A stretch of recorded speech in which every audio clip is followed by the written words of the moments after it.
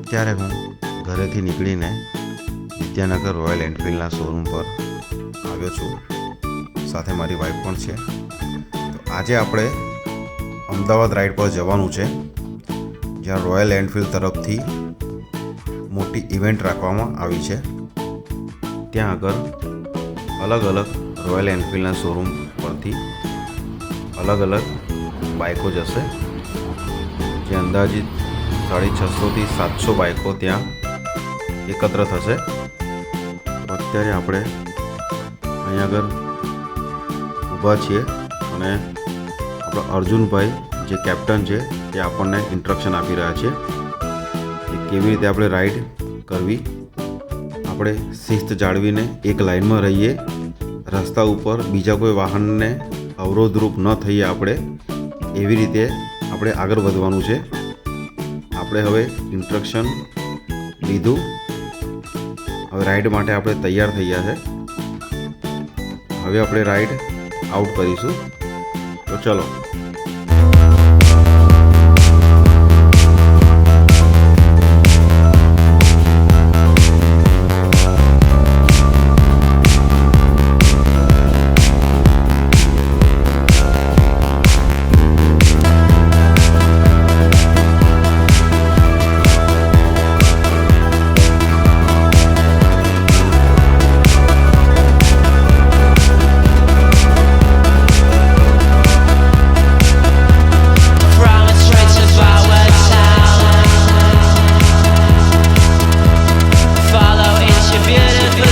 આપણે અત્યારે રસ્તા પર એક ઢાબા ઉપર ઊભા છીએ, ચા અને કોફી નાસ્તો કરવા માટે.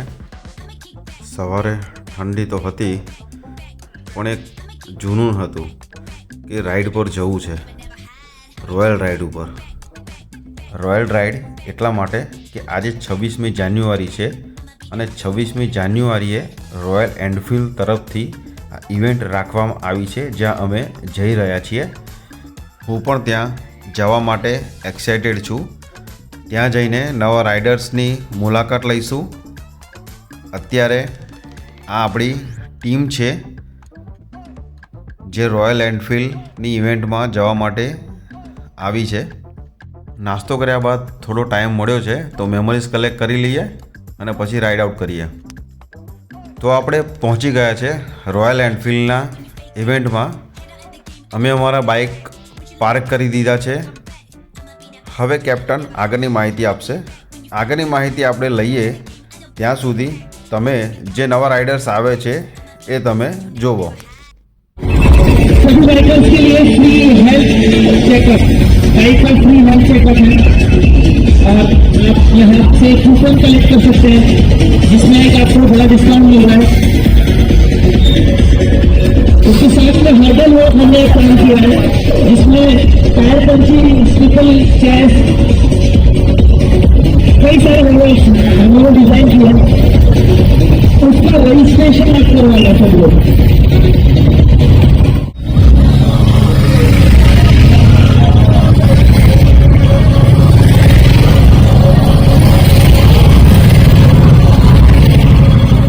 હવે આપણે રજિસ્ટ્રેશન કાઉન્ટર તરફ જઈશું અને રોયલ એનફિલ્ડનો ટેગ લઈશું. આ રીતે ટેગ લેવા માટે પહેલાં રજિસ્ટ્રેશન કાઉન્ટર પરથી ફોર્મ ફિલઅપ કરવાનું રહેશે. ફોર્મ ફિલઅપ કર્યા બાદ જ પછી આ ટેગ મળશે. અત્યારે ભીડ ઓછી છે, તો રજિસ્ટ્રેશન ફટાફટ થઈ ગયું છે અમારું. હવે આ રોયલ એનફિલ્ડનો સ્ટેજ છે એ આપણે જોઈશું. આ રાઇડિંગ ગિયર્સ જે ખૂબ મહત્ત્વના હોય છે દરેક રાઇડર્સ માટે. રાઇડિંગ ગિયર્સ પહેર્યા વગર રાઇડ નહીં કરવાની. આ આપણને અકસ્માતથી બચાવે છે એટલા માટે. આ રોયલ એનફિલ્ડના ન્યૂલી લોન્ચ બાઇક છે, હિમાલયન ક્લાસિક ગોરિલ્લા મીટિયોર 650. આની જાણકારી તમને તમારા નજીકના શોરૂમ પરથી મળી જશે. તમે ઈચ્છો તો ત્યાં જઈને એની મુલાકાત લઈ શકો છો. થોડી વાર પહેલાં પાર્કિંગ થોડું ખાલી હતું, અત્યારે ઓલમોસ્ટ પાર્કિંગ ફૂલ થવા જઈ રહ્યું છે. તમે જોઈ રહ્યા છો પાર્કિંગ કેવી રીતે ફૂલ થઈ રહ્યું છે. જો એક આ ભાઈ અને એક બહેન આવે છે, આ રહ્યા. આમના વિશે હું તમને બી પછી કહું છું કે કોણ છે અને શું કરે છે. આટલી સવારની ઠંડીમાં પણ દરેક રાઇડર્સનો ઉત્સાહ જોવા જેવો છે. ને એમ પણ રોયલ એનફિલ્ડના ઓનરને ઠંડી ક્યાં લાગે છે, એ ઠંડી કેમ નથી લાગતી એ રોયલ એનફિલ્ડના ઓનરને ખબર જ હોય છે. તો ચાલો હવે ગ્રાઉન્ડ ઉપર જઈએ. આજે ઇન્ડિયાનો ફ્લેગ લાગેલો છે બાઇક ઉપર, અને જ્યારે બાઇક લઈને રોડ ઉપર આપણે નીકળીએ ત્યારે ખરી રોયલ રાઇડ આપણને લાગે છે. હવે ગ્રાઉન્ડ ઉપર જઈને જે ઇવેન્ટ ઓર્ગેનાઇઝ કરી છે એમનું આપણે ઇન્સ્ટ્રક્શન ફોલો કરીશું. એ શું કહે છે તે જોઈશું, જાણીશું અને સમજીશું. રિક્વેસ્ટ કરીશ એક્સના આર્મીને પ્લીઝ ફ્લેગ જોડે આવી જાઓ. અને જે લોકો પાર્કિંગમાં છે, રજીસ્ટ્રેશન કરી રહ્યા છે, અને જે લોકો કંઈ ખાઈ પી રહ્યા છે, આનંદ માણી રહ્યા છે, આનંદ આપણે સાઈડમાં રાખીએ. પહેલા આપણે દેશને યાદ કરીએ, ફ્લેગ હોસ્ટિંગ કરીએ. તો જે લોકોને હું રિક્વેસ્ટ કરું છું, દેશને પ્રેમ કરે છે, સન્માન કરે છે આપણા તિરંગાનું, પ્લીઝ સ્ટેજ પાસે આવી જાઓ. આ એક સર્કલ બનાવવાનો છે આપણને, કેમ કે દેશ પહેલા છે અને 10 વાગ્યા પહેલા फ्लैग होस्टिंग खूब अनिवार्य है, कंपलसरी है. 10 बजे से पहले फ्लैग होस्टिंग होना जरूरी है एज पर दी गाइडलाइंस. एक बार फिर से भारत माता की जय, भारत माता की जय, वंदे वंदे वंदे.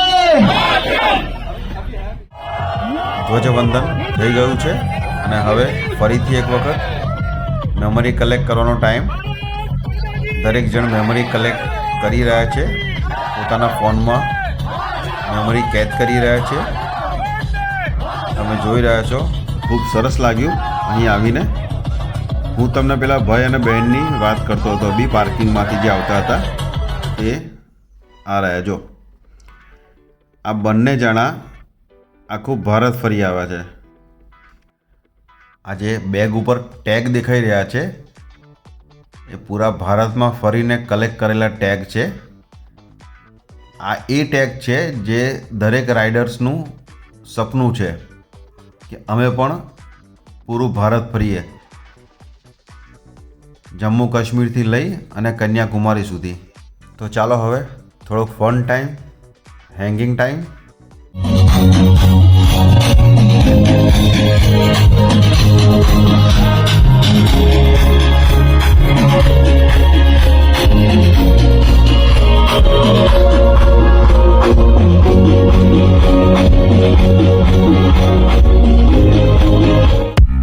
આ લોકોને જોઈને મને પણ એવું થયું કે હું પણ સ્ટેજ ઉપર જતો રહું.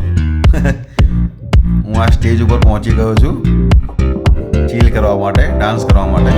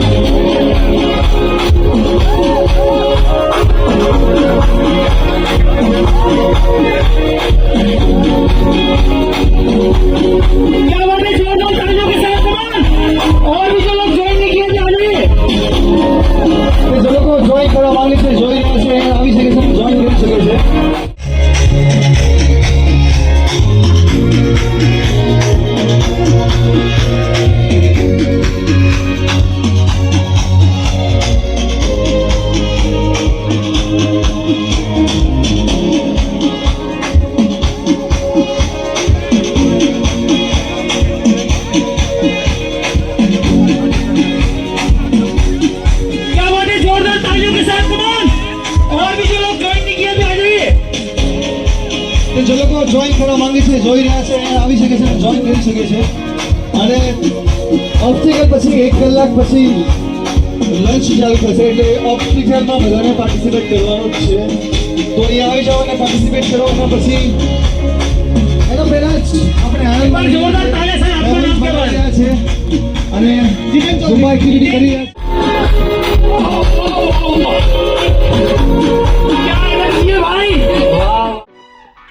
આ નેશનલ ફ્લેગનું ટેટુ બનાવવાની સુવિધા હતી, જે હાથ ઉપર અને ગાલ ઉપર બધા બનાવી રહ્યા હતા.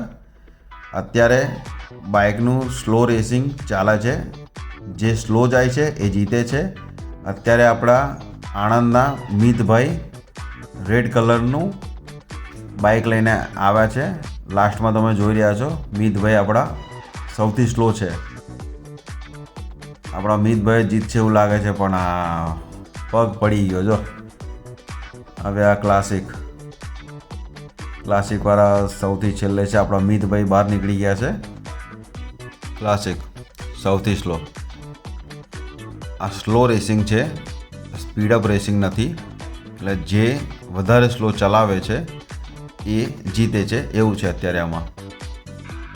ફર્સ્ટ રાઉન્ડમાં ક્લાસિકવાળા ભાઈ જીતી ગયા છે. કોણ છે નથી ખબર.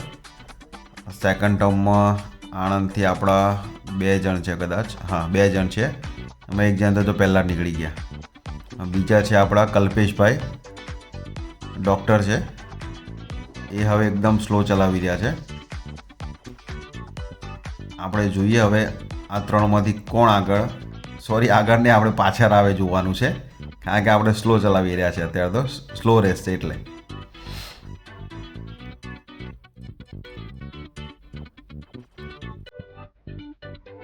ડૉક્ટર સાહેબ જ જીતશે એવું લાગે છે. એમની બાઇક સ્લો છે અત્યારે.